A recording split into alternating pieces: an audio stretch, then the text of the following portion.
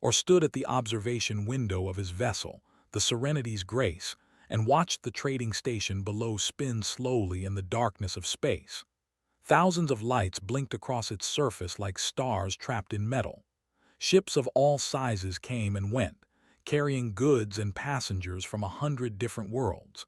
It was a peaceful sight, and Or found comfort in peaceful things. He was a member of one of the oldest species in the known galaxy. His people had long gray skin, large dark eyes, and bodies that seemed too thin and fragile for the universe they lived in. But they had survived for millions of years not through strength or weapons, but through wisdom and understanding. They were historians, scholars, and diplomats. They watched and recorded while younger species fought and died. Or had been given a special assignment by the Council. He was to study humanity, a species that had only recently joined the galactic community. They had come from a small blue planet called Earth, a world that other species called a death world because of its dangerous weather, predators, and diseases. The Council wanted to understand these humans better. They wanted to know if humanity was a threat or a friend. So Or had traveled to the system, where humans often gathered at the trading station. He had been here for several weeks now, watching them, talking to them, trying to understand what made them different from other species. So far, he had found nothing remarkable. The humans he met were polite and friendly. They smiled often and laughed easily. They seemed to enjoy the company of other species, even the very small ones that most larger beings ignored, or had watched a human woman spend an entire hour helping a tiny trader fix his broken cargo cart. She had gained nothing from it. She had simply wanted to help. This confused Or. The elder races whispered warnings about humanity. They spoke of humans as if they were something dangerous, something to be feared. But all Or saw were soft, short-lived creatures who seemed more interested in making friends than making war. Today, he had arranged to meet with a human officer named Lisa Grant. She served as a commander aboard a human cruiser called the, which was docked at the station for repairs, or hoped she could help him understand her species better. He found her in a small cafe on the station's middle level. She was sitting alone at a table near the window, drinking something dark and steaming from a white cup. She looked up when he approached and smiled. "You must be Or," she said. Her voice was warm and calm. "Please sit down." Or lowered himself into the chair across from her. The furniture was designed for many different body types, but it was still not quite comfortable for his long limbs. He folded his hands on the table and studied her. Lisa Grant was neither young nor old by human standards. Her hair was dark brown with streaks of gray, and there were small lines around her eyes. She wore a simple uniform with no medals or decorations. Everything about her seemed ordinary. But when Or reached out with his empathic senses, he felt something strange. They could sense emotions the way other species could sense heat or light. Most beings carried their feelings close to the surface, easy to read. But Lisa Grant was different. There was a stillness inside her, like a deep lake on a windless day. The surface was calm, but Or could not see what lay beneath. "Thank you for meeting with me," he said. "I am studying your species for the Council. I hope you do not mind answering some questions." "Not at all," Lisa said. "I'm happy to help. What would you like to know?" Or asked her about Earth. Lisa told him about blue oceans and green forests, about mountains that touched the clouds and deserts that burned under a yellow sun.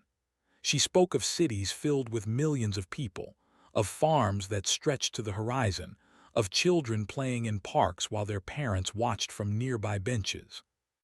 "It sounds beautiful," Or said. "It is," Lisa agreed. "It's also dangerous. Storms, earthquakes, floods, wildfires. Our world has tried to kill us since the beginning, but we learned to survive. We learned to adapt, and eventually we learned to reach for the stars." Or tilted his head. "Other species call Earth a death world. Does this bother you?" Lisa laughed softly. "Not really. They're not wrong. Earth is harsh compared to most, but it made us who we are. We wouldn't be human without the struggle." They talked for another hour. Lisa told him about her family, her two daughters who were growing up on a colony world, her husband who worked as an engineer on a cargo ship. She spoke of her hopes for peace among the stars, her belief that all species could learn to live together if they tried hard enough. By the time they finished, or felt he had learned nothing new, Lisa Grant was kind, thoughtful, and optimistic. She was exactly what she appeared to be, an ordinary person doing an ordinary job, hopping for an ordinary future. Later that night, Orr sat in his quarters and wrote in his journal. He recorded his observations about humanity, his conversations with Lisa and others, his growing belief that the elder races had been wrong about these strange beings from the death world. Humans are not remarkable, he wrote. They are soft and fragile. They live short lives and die easily. They have no natural weapons, no thick skin, no venom or claws. By all measures, they should not have survived their own world, let alone reach the stars. And yet here they are, smiling and laughing and helping strangers fix broken carts. I do not understand what the elder races fear. Perhaps they are simply wrong. Perhaps humanity is exactly what it appears to be, ordinary, unremarkable, and harmless. He set down his writing tool and looked out the window at the stars. The trading station glowed in the distance. Somewhere on that station, Lisa Grant was probably sleeping, dreaming of her daughters and her husband and the peaceful future she believed in. Or felt at peace. His assignment was going well. He would write his report, return to the council, and tell them that humanity was no threat to anyone. He did not know that everything was about to change. He did not know that, in 3 days, he would witness something that would haunt him for the rest of his very long life. He did not know that the calm, smiling humans he had been studying carried something inside them that no other species in the galaxy possessed. Something ancient, something terrible, something that burned. The alarm came without warning. Or was eating his morning meal when the emergency signal cut through the station's communication system. It was a harsh, repeating tone that made his sensitive ears ache. All around him, beings of different species stopped what they were doing and looked up in confusion. Then the message began to play. Distress signal received from Prime. Colony under attack. Repeat, Prime is under attack. All available vessels requested to respond. Or felt his stomach turn cold. Prime was a large colony world only 2 star systems away. Over 2 million beings lived there, including members of his own species. He had visited once years ago. It was a peaceful place with rolling green hills and clean rivers. The colonists grew food and raised families. They had no enemies. They had no defenses. Who would attack such a place? He rushed to the observation deck, where a crowd had already gathered around the large. Someone had connected to the colony's emergency broadcast, and the images that appeared made Orr's blood freeze in his veins. Ships filled the sky above Prime, hundreds of them black and angular, descending through the atmosphere like a swarm of hungry insects. On the ground, buildings burned. People ran through the streets, screaming, trying to escape. And then Orr saw them, the attackers. Everyone in the galaxy knew they were in species with hard black shells, multiple limbs, and jaws that could bite through metal. They did not build. They did not trade. They did not negotiate. They simply took. They raided colony worlds, harvested the population for slave labor, and moved on to the next target. No species had ever successfully fought them off. There were too many, too fast, too brutal. When they came for your world, you had 2 choices: run or die. On the screen, Orr watched soldiers drag screaming colonists toward their transport ships. He saw an elder, someone who might have been a scholar like himself, thrown to the ground and chained. He saw children torn from their parents' arms. And he saw something else. Among the colonists being taken, there were humans. Men, women, and children with pale skin and terrified eyes, crying out for help that would not come. The Allied fleet is responding, someone in the crowd said. They are meeting now to discuss options. or pushed his way out of the observation deck and ran toward the docking bay where the Allied ships were stationed. He needed to see what would happen. He needed to record this moment for the Council. When he arrived, he found chaos. The Allied fleet stationed at was small, perhaps a dozen vessels belonging to various species. Their captains had gathered in the station's command center, arguing loudly about what to do. "We cannot engage them directly," a captain said. His scales were pale with fear. "They outnumber us 4-1. It would be suicide." "Then we negotiate," suggested a diplomat. "Perhaps they will accept payment to release some of the prisoners." "The do not negotiate," another voice cut in. "You know this. They will take what they want and leave nothing behind." Or watched from the doorway, his heart's heavy with despair. These beings were talking about millions of lives as if they were numbers on a page. They were calculating losses, weighing options, preparing to abandon an entire world to save themselves. And then he saw the humans. Admiral Ben stood in the corner of the room with Lisa Grant and a young pilot named Danny Cole. They were not arguing with the others. They were simply listening, their faces hard and still. Was an older man with gray hair and deep scars on his face. He had served in the human military for decades. His eyes were cold and empty as he watched the other captains debate. Finally, he spoke. "How many humans are on Prime?" The room went quiet. A station officer checked his data pad. "Approximately 12,000, Admiral, mostly farmers and their families. There is a small human community in the Southern Valley." "Children?"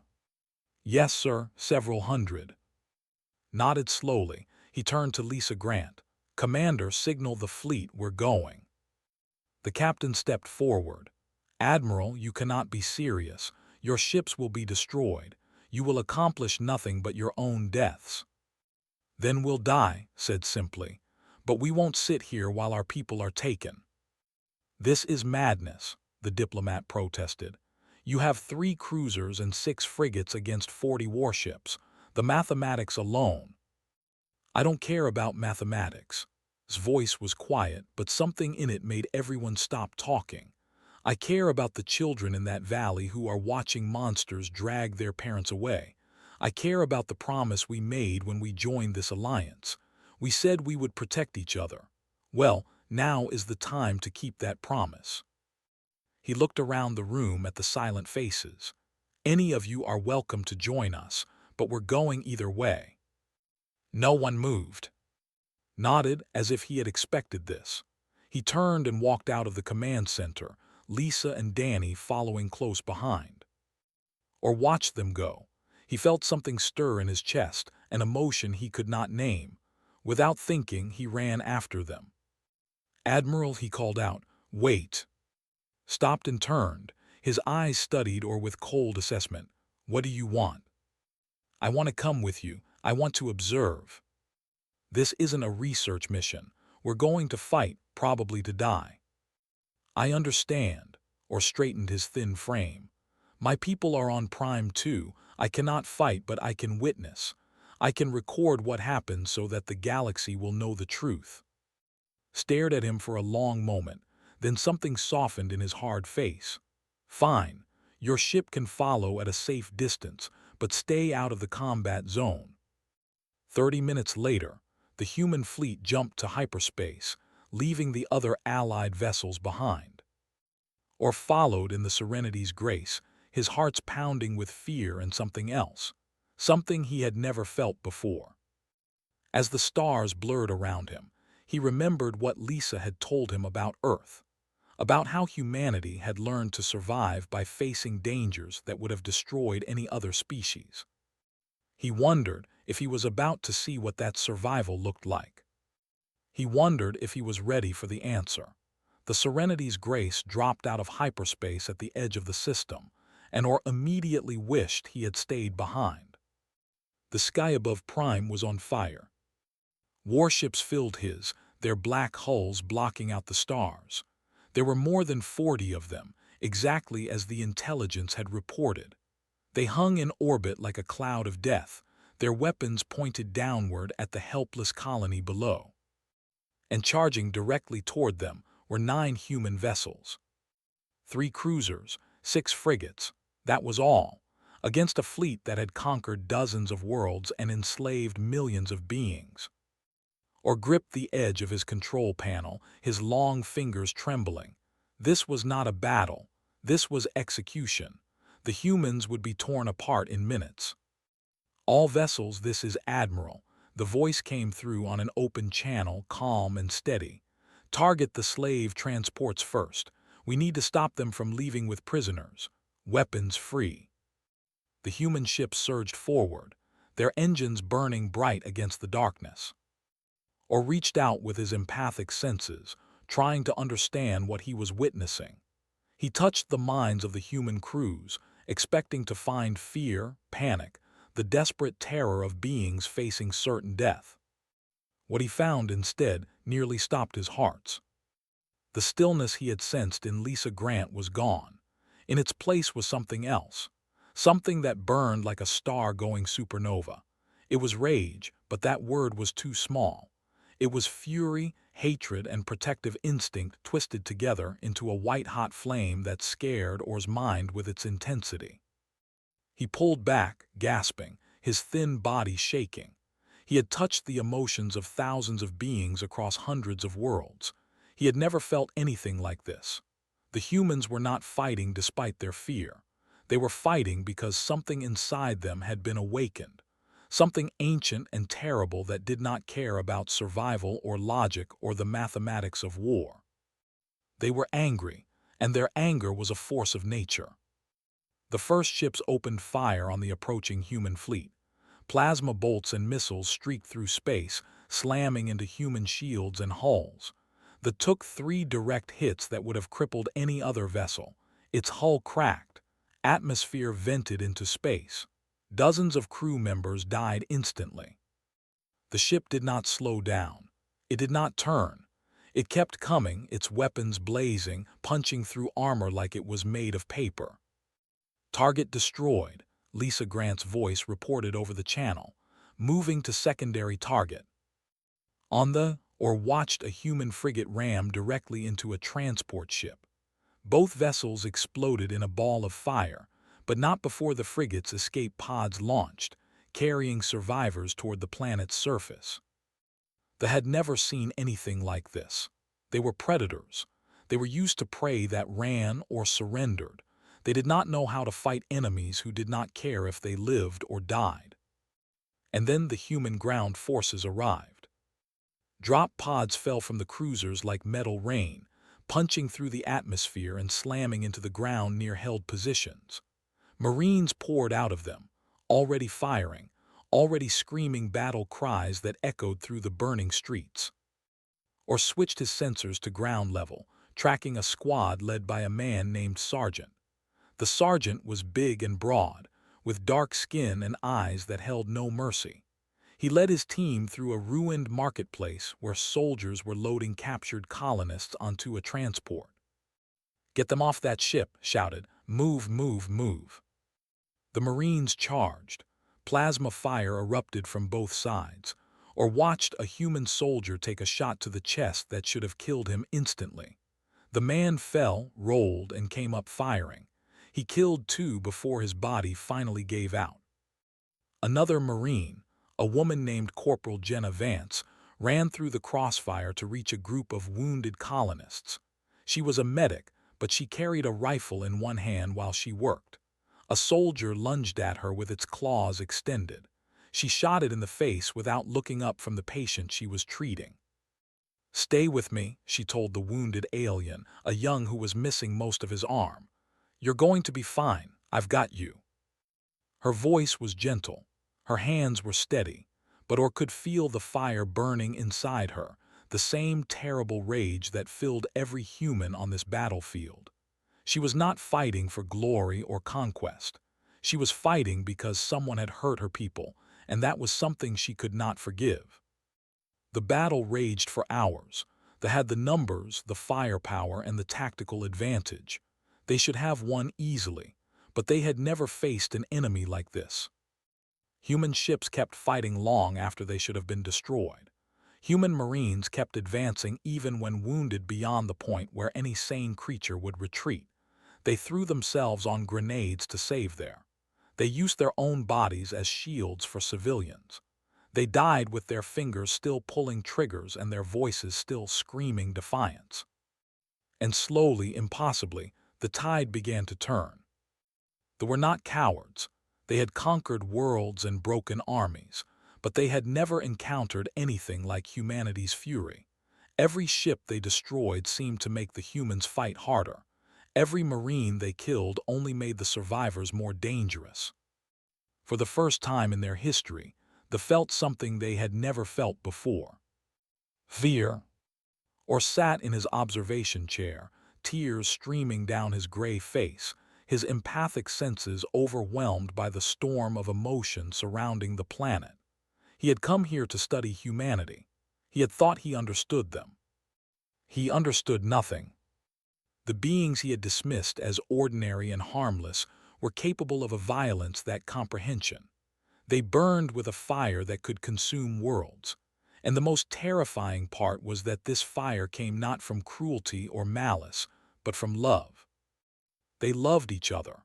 They loved their families and friends and the strangers they had never met. And when something threatened the beings they loved, they became something else entirely. They became monsters. Beautiful, terrible monsters who would tear the universe apart to protect what was theirs. On the surface of Prime, Sergeant kicked down the door of a shelter where soldiers were holding a group of children. He was bleeding from a dozen wounds. Half his squad was dead. He should have been unconscious from pain and blood loss. Instead, he raised his rifle and walked into the darkness, his voice echoing off the walls. "Get away from those kids." What followed was not a battle, it was a reckoning. Enter watched it all, his soul burning with every death, every sacrifice, every act of terrible love that the humans offered to the galaxy. He would never be the same. The command carrier was a massive ship, nearly 3 kilometers long, covered in black armor that had never been broken by any weapon in the galaxy. It hung in orbit above Prime like a metal god, directing the invasion with cold efficiency. Admiral stared at it through the crack of the. His ship was dying. Half the crew was dead or wounded. Fires burned on every deck. The engines were failing. Life support was running on backup power. By every measure that mattered, the battle was lost. But was not measuring victory the way other beings did. "Helm," he said quietly, "set a collision course for the command carrier." The young officer at the controls looked back at him with wide eyes. "Sir." "You heard me, full power to engines, ram them."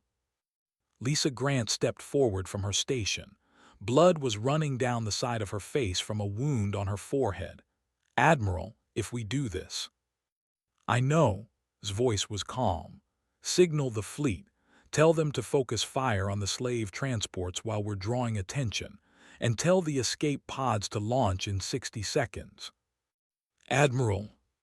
"That's an order, Commander." Lisa hesitated for only a moment. Then she nodded and turned back to her console. Her fingers moved across the controls, sending the message to the remaining human ships.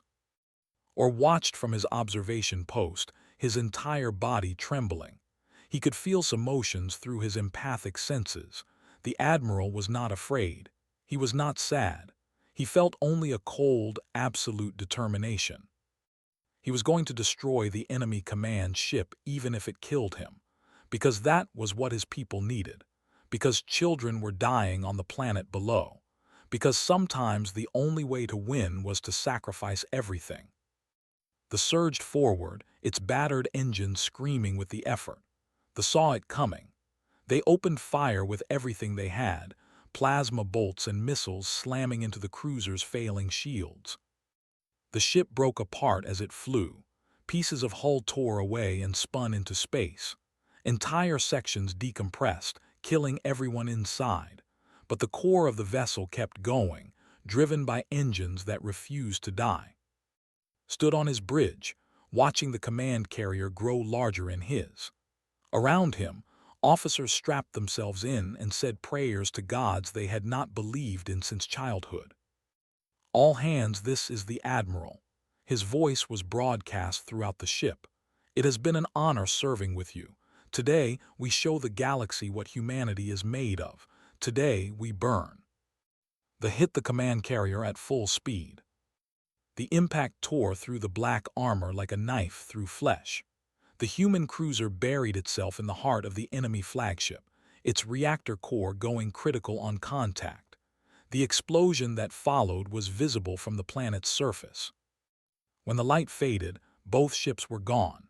In their place was a cloud of debris spreading slowly through space. For a long moment, nothing moved. Then the fleet began to break apart. Without their command ship, they had no coordination. Without coordination, they were just individual predators facing an enemy that fought like a single organism. The human ships, battered and broken as they were, pressed their advantage.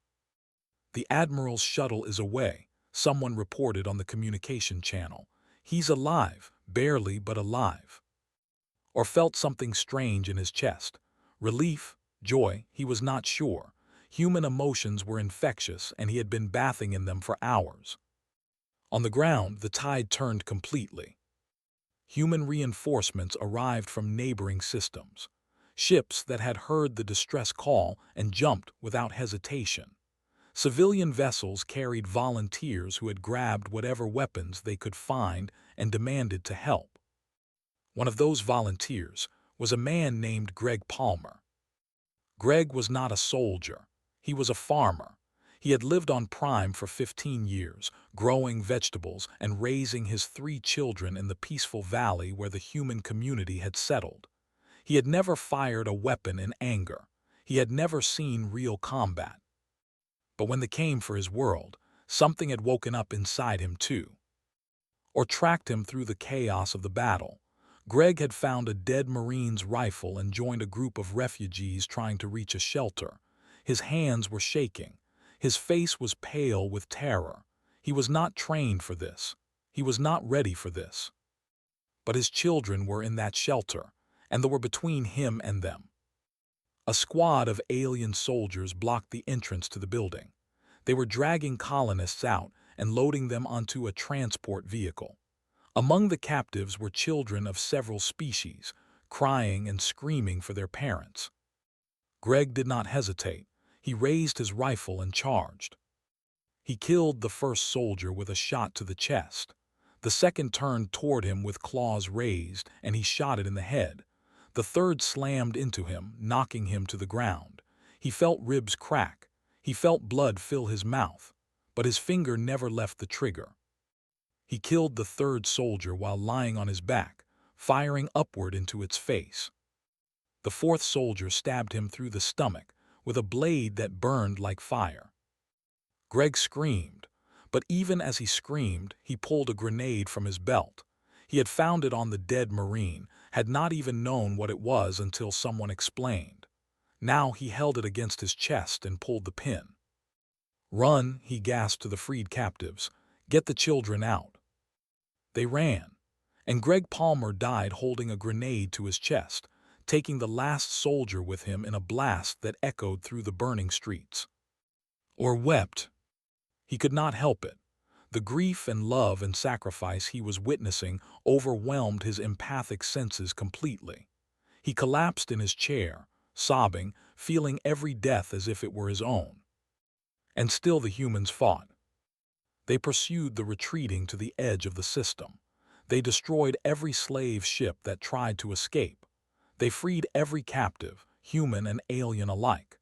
They did not stop until the last enemy vessel fled into hyperspace, leaving behind the burning remains of its invasion fleet. When it was over, a ragged cheer rose from the surviving defenders. Voices echoed across the communication channels, crying and laughing and screaming in triumph. But Or sensed no joy in the humans. The fire inside them was fading. In its place came exhaustion, grief, and a hollow emptiness that hurt worse than the rage. They had won. They had saved their people, but the cost had been terrible. The was gone. Thousands of Marines lay dead in the streets of Prime. Civilians like Greg Palmer had sacrificed everything to protect children who were not even their own. This was what humanity was capable of. This was the truth the elder races had tried to warn or about.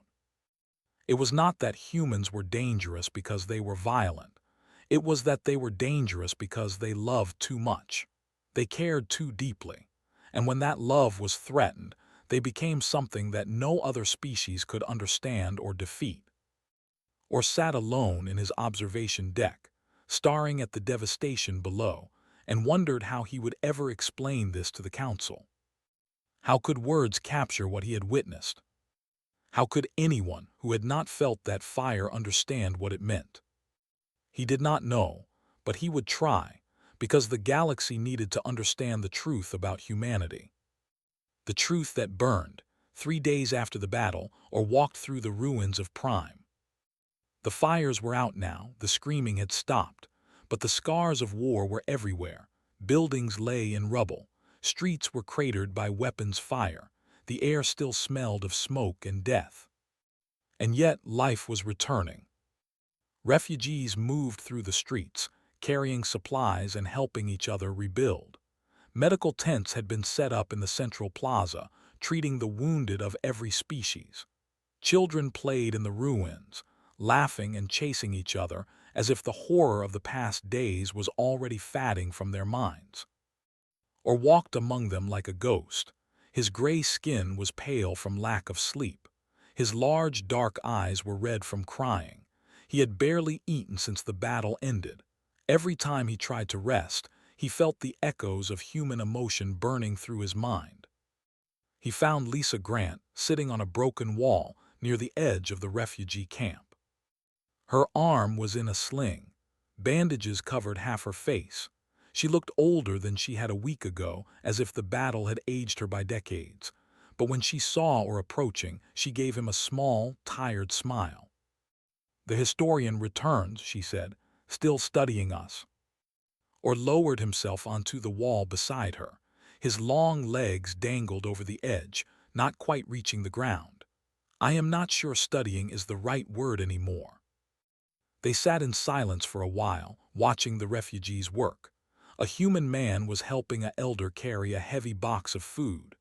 2 children, one human and one, were sharing a piece of bread. Everywhere he looked, he saw cooperation, kindness, hope.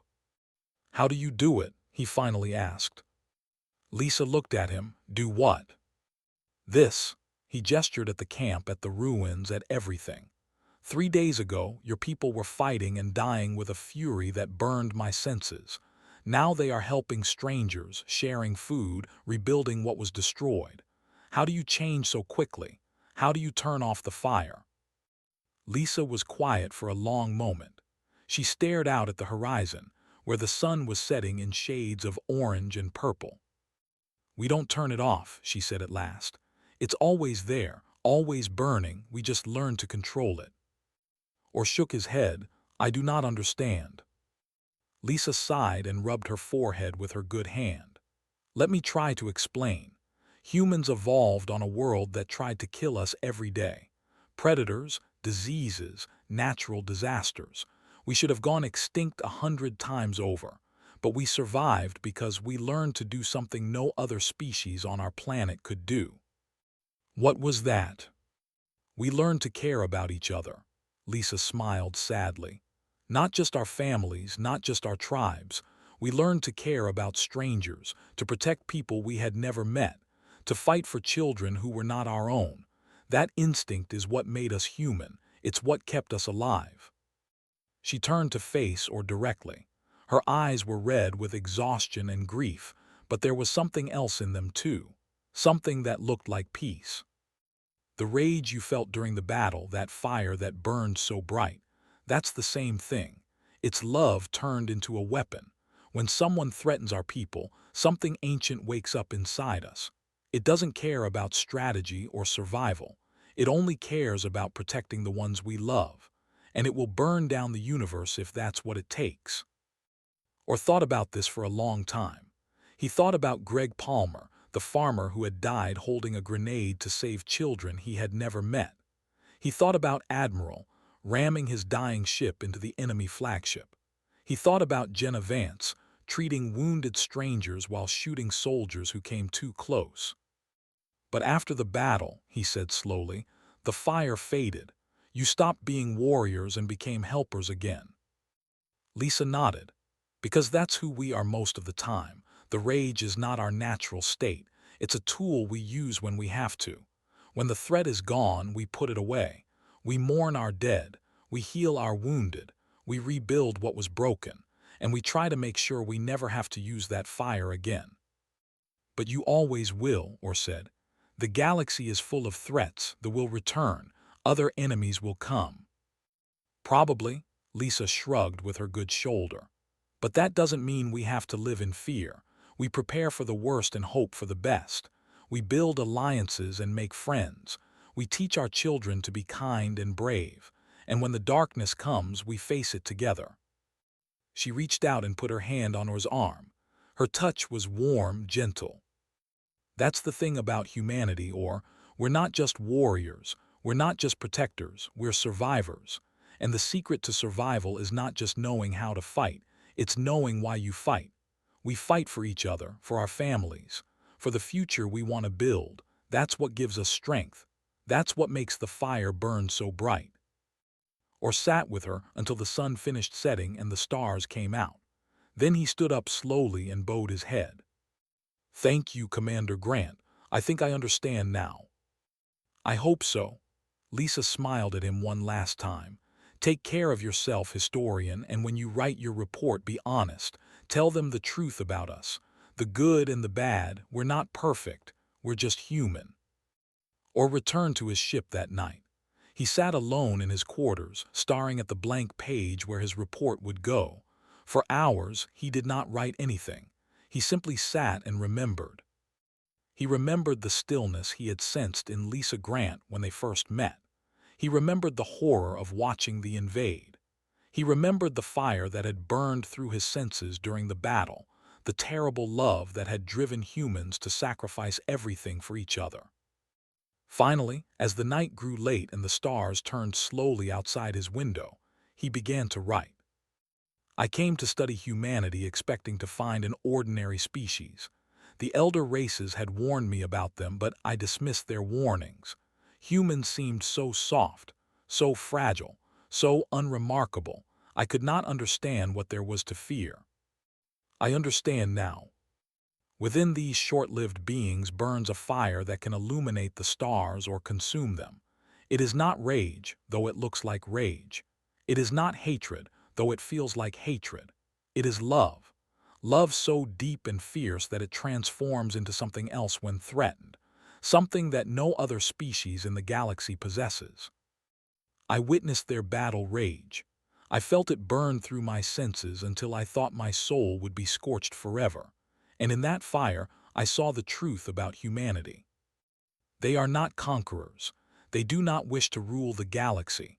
They are not warriors, though they can fight with a fury that would make the gods themselves tremble. They are something far more dangerous. They are protectors. They will share their last meal with a stranger. They will die for children they have never met. They will stand against impossible odds because someone, somewhere, needs their help. I do not fear humanity, but I understand now why the elder races speak of them in whispers. Because if the galaxy ever makes itself the enemy of what humans love, there will be no negotiation, no surrender, no mercy. There will only be fire. And the galaxy should pray it never gives them a reason to burn. Or set down his writing tool and closed his eyes. Outside the window, the stars continued their eternal dance, uncaring and cold. But somewhere among those stars, humans were building, healing, laughing, and loving. And deep inside each of them, waiting to be called, burned a fire that could save the universe or destroy it. Or had witnessed that fire, it had scorched his soul forever. And he would never forget.